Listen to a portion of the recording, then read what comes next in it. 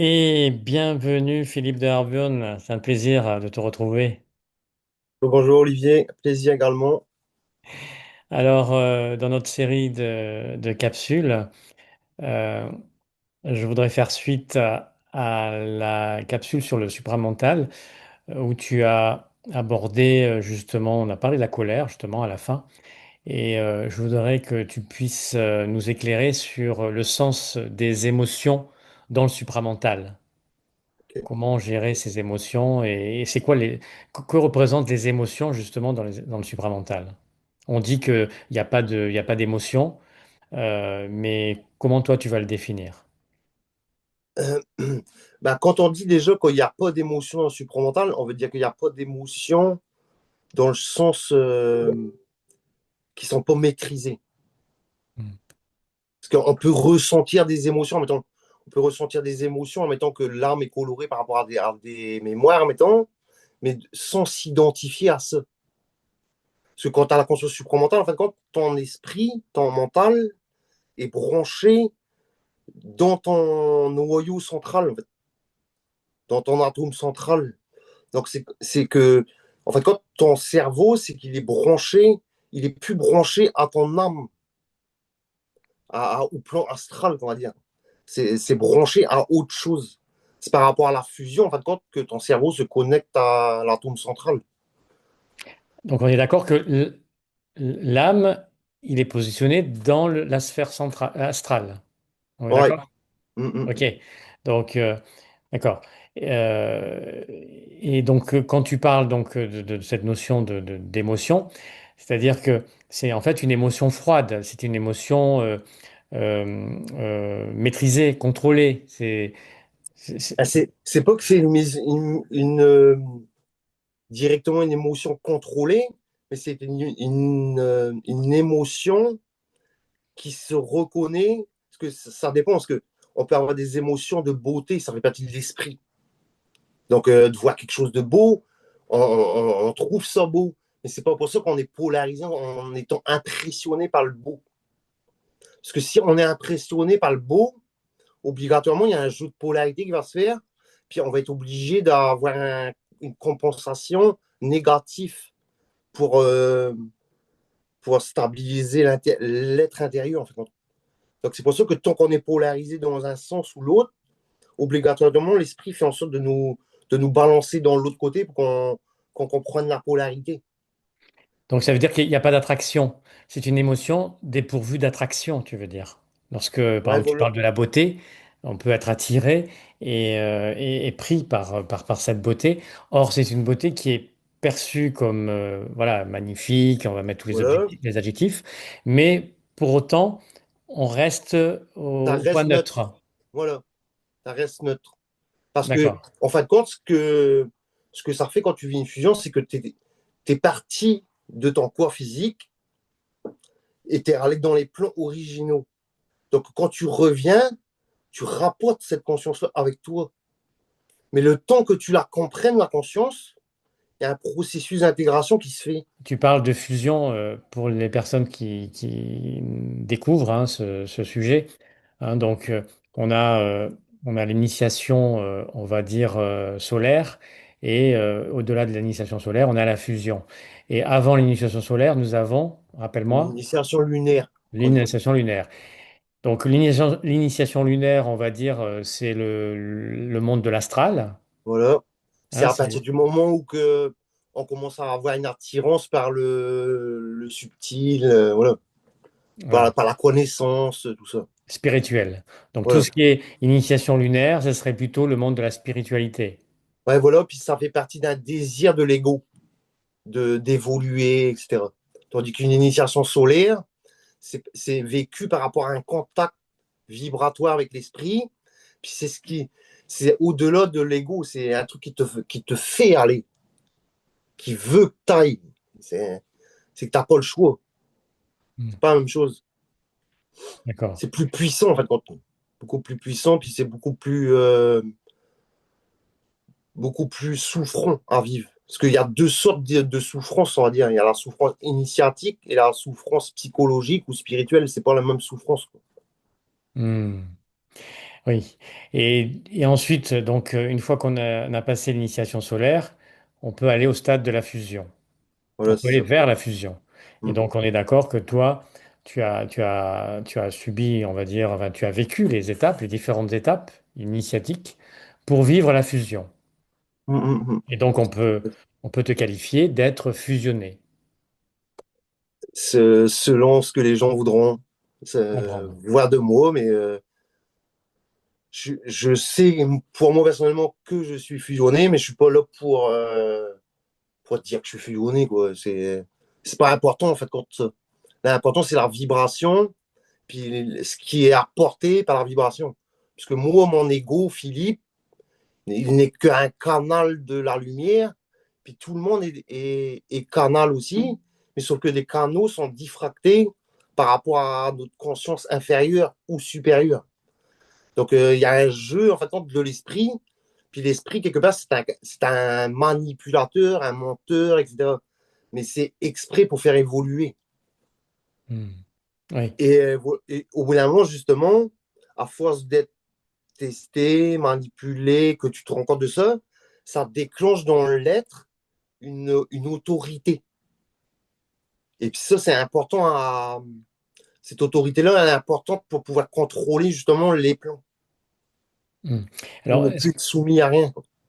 et justement, cette notion d'autorité, je dirais, ça s'apparente à la notion de souveraineté, où je suis libre. Ah, c'est qu'en fin de compte, comme je dis, quand tu as fusionné, tu as la conscience absolue de ton noyau central. Puis cette conscience-là, au début, elle fait exprès de donner des doutes. Tout le temps, des doutes sur ce que tu es. Mais au fur et à mesure des expériences dans la matière, ça fait en sorte que les doutes se dissipent. Plus ça va, plus les doutes se dissipent. Puis au bout d'un moment, on devient vraiment absolu dans la matière. Donc on a un corps physique, etc. On n'est plus à l'intérieur, c'est plus du tout le même être. Puis même au niveau des capacités extrasensorielles, etc., c'est plus du tout pareil non plus. Que un être en fusion, il voit l'invisible, il capte une énergie subtile, il comprend le noyau central, etc. Donc ça n'a plus le même impact. Puis c'est exprès justement pour faire évoluer la civilisation, parce que la civilisation est bloquée dans une science matérialiste. Puis la science-là, c'est obsolète complètement. Puis en essayant de trouver des solutions matérielles, ben, ça n'en fait que d'aggraver les choses. Parce que la science, ça devrait venir de l'esprit libre pour que l'énergie soit libre. Alors là, ça fera l'objet de nouvelles capsules, hein. Mais je voudrais Sur les qu'on émotions que tu voulais on venir, revienne surtout. voilà, sur les émotions. Alors j'ai bien compris que dès lors où tu navigues dans la sphère du supramental, eh bien, l'émotion, elle est plutôt maîtrisée sur un plan neutre, ok? Tu n'es pas emporté par ton émotion. Et alors, quels conseils nous pourrions donner à notre audience, hein, à nos followers, qui souhaitent maîtriser justement, par exemple, une émotion de colère? OK. Euh, Ben, ce qu'il faut savoir déjà, c'est que la pensée vient d'ailleurs. Donc, c'est la première chose à savoir quand tu commences à rentrer dans la conscience surandaire, c'est que la pensée vient d'ailleurs. Mais c'est pas juste de savoir que la pensée vient d'ailleurs, il faut l'intégrer aussi. Parce que c'est tellement subtil que la pensée vient d'ailleurs que nous, en étant être humain, on s'identifie à ça, à la pensée. Parce que ça paraît notre voix, ça paraît notre conscience, ça paraît. Voilà. Mais comme c'est polarisé, puis c'est identifié à tout ce qu'on a lu, tout ce qu'on a appris, tout ce qu'on nous a dit, tout ce que les autres nous ont fait croire, parce qu'eux croient, ou tout ce que les autres nous ont donné, les peurs qu'ils nous ont dit, qu'il fallait plus faire attention, parce que c'est dangereux, si, ça. Là, tout ça, c'est enregistré dans l'âme. Et puis, les pensées, ils utilisent toutes nos mémoires pour nous rendre dans la polarité. Soit qu'on est heureux, en colère, malheureux, joyeux, etc. Ben, c'est ça qui est utiliser la pensée avec les mémoires de l'intellect, tout ça. Parce que l'intellect, ça fait partie de toutes les mémoires. Donc l'intellect, si tu veux, c'est comme une plateforme que les entités utilisent pour nous bloquer dans le monde de l'illusion, en fait, quand tu es du temps. Donc, quand on reçoit des pensées en mettant ce que les entités savent qu'on a des failles, c'est-à-dire que notre âme, elle a vécu plein de sortes d'expériences, donc elle a des failles, qu'on dit. Donc, je vais essayer de donner ça en forme. En même temps, c'est comme si on avait des antennes, au-dessus de la tête, plein d'antennes, puis chaque antenne, c'est une faille. Donc, une entité va tirer sur l'antenne, puis l'antenne là, elle va nous faire penser à quelque chose qu'on a vécu en mettant, ou en mettant, je te donne un autre exemple. Tu as un individu devant toi qui te dit quelque chose, puis ça te vexe par rapport à une mémoire. En mettant, quand tu étais petit, les gens te respectaient pas, disaient que tu étais un petit, machin, je sais pas quoi. Puis toi, tu es marqué de ça dans ta vie. Puis quand quelqu'un va venir te parler en face, tu vas déjà être dans la mémoire là que l'autre pensant qu'il va te rabaisser. Donc tu vas vouloir te mettre au-dessus. C'est à cause d'une mémoire, puis c'est à cause des entités qu'on réagit comme ça. Donc on a des émotions incontrôlées à cause de ça, parce que notre âme est colorée à l'intérieur. Puis les émotions, ça vient du plexus solaire. C'est au centre du ventre, on va dire, à peu près, au-dessus du nombril un peu. Là, il y a un centre énergétique, c'est un chakra pareil. Puis le centre là, c'est de là que vient toute l'énergie de l'astral, en fait, de l'âme, etc. Mais l'âme, c'est obligé d'avoir une âme. Tu es obligé d'avoir un corps astral, mais sauf que le corps astral, il reprend ses couleurs d'origine à un bout d'un moment. C'est qu'il a plus sa puissance de coloration. Il sert à l'ego parce que l'ego est obligé d'être dans la matière.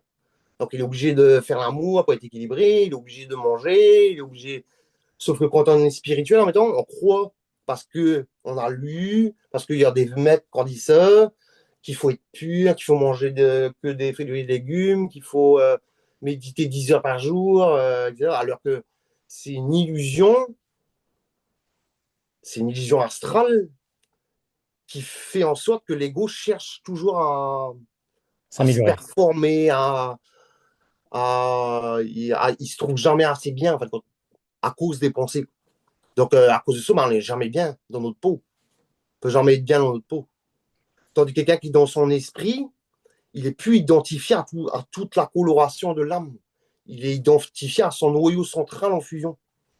Donc, il est décoloré de la forme et du temps, même s'il est dans un corps physique.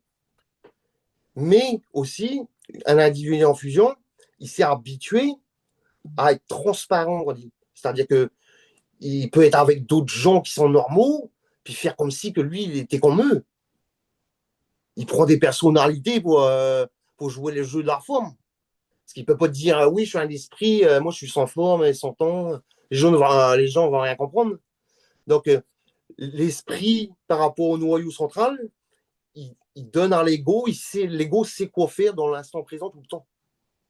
Donc, quand tu es dans l'esprit, en fait, quand tu ne te prends plus la tête à savoir ce que tu dois faire demain, après-demain ou demain, ça revient toujours dans l'instant présent. Donc, admettons, quand tu vis une expérience qui est, admettons, douloureuse, pour moi, il n'y a pas très longtemps, j'ai eu des expériences qui n'étaient pas faciles à vivre. Ben, donc, j'étais dans mon esprit, donc je voyais mon intérieur qui n'était pas très bien, si tu veux, parce que il y avait des problèmes, ils étaient vraiment là, quoi. Mais dans mon esprit, qui est originel, si tu veux, je sais qu'il y aura toujours des solutions, qu'il y aura toujours tout qui va s'ouvrir à un moment donné, que ça ne va pas rester comme ça, quoi. Donc, je suis en observation du comportement de mon âme qui est en train de se faire des films, machin. Puis moi, vu que j'ai la conscience du noyau central, ben, quand je prends la conscience là, ça transmet ça à mon âme, monsieur. La conscience originale se transmet à mon âme. Du coup, ça la stabilise sur son noyau central. Puis là, les solutions émergent. C'est là que les solutions émergent. Quand ton âme est plus dans tous les sens. Parce que tant Mhm. que tu es dans tous les sens, ça veut dire que tu es assujetti quand même. Tu comprends? Donc, par rapport à la question, comment maîtriser Excuse-moi, ça? peut-être dévier un peu. Non, non, non, pas du tout, parce que en fait, ça explique justement cette notion bah, de colère, hein, cette émotion de colère, qui, dès lors où on va dire, maîtrise le thème du supramental, alors je dis pas qu'on est en fusion, hein, mais au moins qu'on puisse être en initiation solaire, bien, c'est simplement observer, je pense, observer cette colère, se dire que peut-être elle va nous rattacher à des pensées qui ne sont pas les nôtres, ok, qui appartiennent à des entités, sachant que ces entités, c'est vibratoire, c'est énergétique en fait, hein. On pense toujours en matière de parasites, hein. On peut les nommer parce que entre les archontes, enfin, je veux dire, il y a un tas d'entités. Mais en fait, ce sont que des formes vibratoires, des formes énergétiques.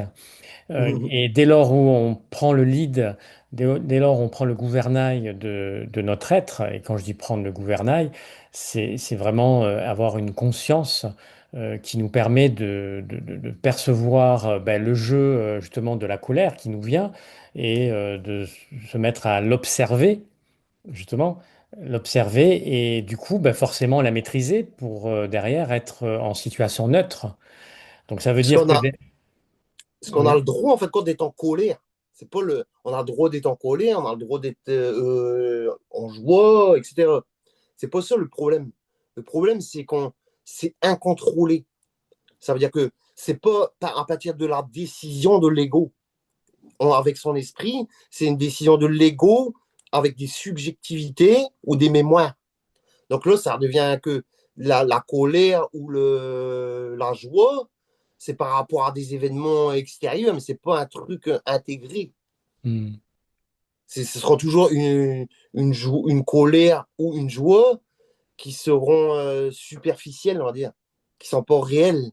Tandis qu'un être qui est en fusion, mettons, quand il y a une colère, c'est une colère réelle, puis c'est vibratoire. Donc ça transmet quelque chose. C'est pas une colère pour faire mal à l'autre ou c'est pour faire prendre conscience à quelque chose.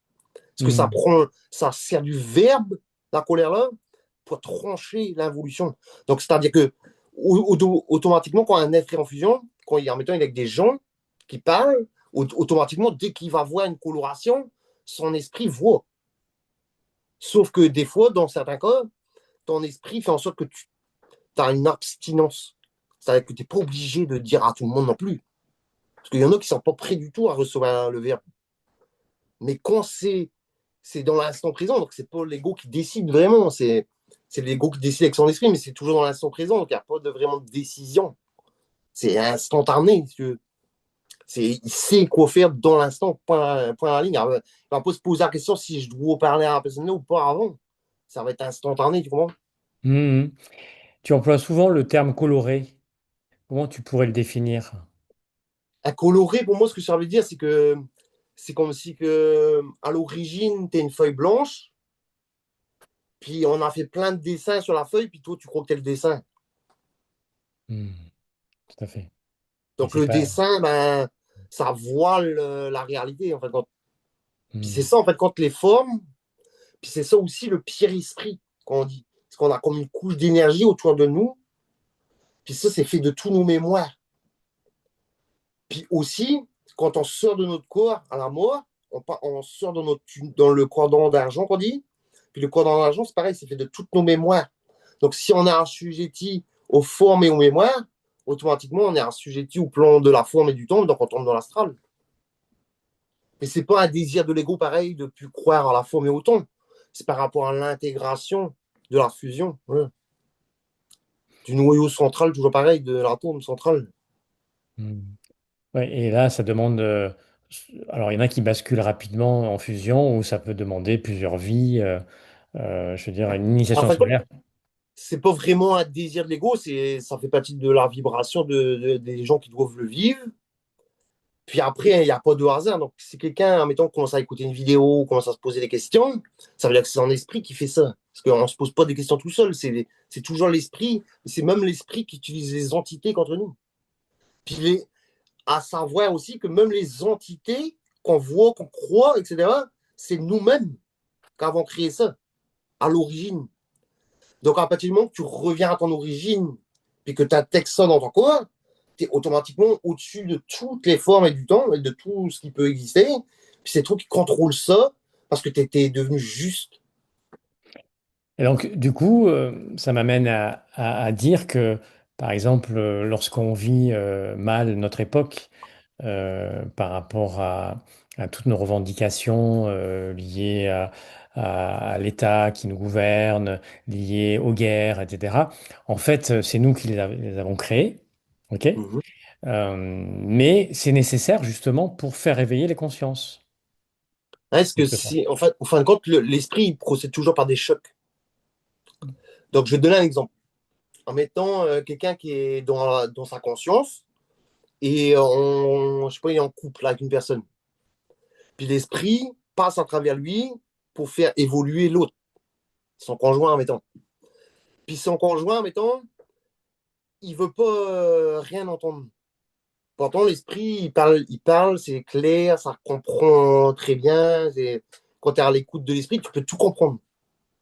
Mais comme les gens sont astralisés subjectivement, bah, dès que tu leur parles d'un truc qu'ils connaissent pas par rapport à leur mémoire ou ce qu'ils ont appris, ils disent oh non, non, ça n'existe pas, c'est impossible, tu vois. Donc les gens vont repousser comme ça. Donc en mettant la personne qui est en couple avec celui qui est dans son esprit, elle va pas vouloir écouter, pas vouloir écouter. Donc au bout d'un moment, celui qui est dans son esprit, il va partir. Okay. Puis la personne qui n'a pas voulu écouter par le verbe, elle va avoir des chocs dans la vie. Elle va se bouffer des catastrophes dans sa vie ou des trucs comme ça pour qu'elle arrive à se remettre en question. Donc des fois, l'esprit essaye de passer par des voies plus douces. Puis si ça marche pas, ben, les gens prennent des murs. C'est pour ça qu'il y a des fois, il y a des catastrophes.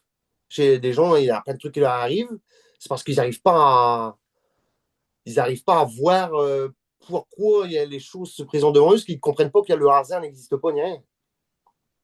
Alors justement, on aura l'occasion de développer sur cette notion que le hasard n'existe pas. Je pense que c'est un sujet intéressant. Enfin, tous les sujets liés au supramental sont intéressants puisqu'ils vont nous permettre de mettre en lumière pourquoi on vit aujourd'hui, ici et maintenant, à la fois des événements qui sont douloureux, mais aussi des événements heureux, hein. Donc, le hasard n'existe pas. Je pense qu'on va le développer sur une nouvelle capsule, hein. Il n'y a pas de Philippe. souci. Donc, merci beaucoup en tout cas sur ce développement, hein. On a parlé des émotions aujourd'hui. Je rappelle hein, que tu as écrit, donc on a écrit ensemble d'ailleurs, hein, un ouvrage qui s'appelle La Voix du supramental et qui est disponible sur Amazon. Et j'aurai l'occasion de t'interviewer sur eh bien, le hasard n'existe pas sur une nouvelle capsule. Pas de Merci problème. infiniment, Philippe, et à bientôt. À la prochaine, merci bien. Au revoir.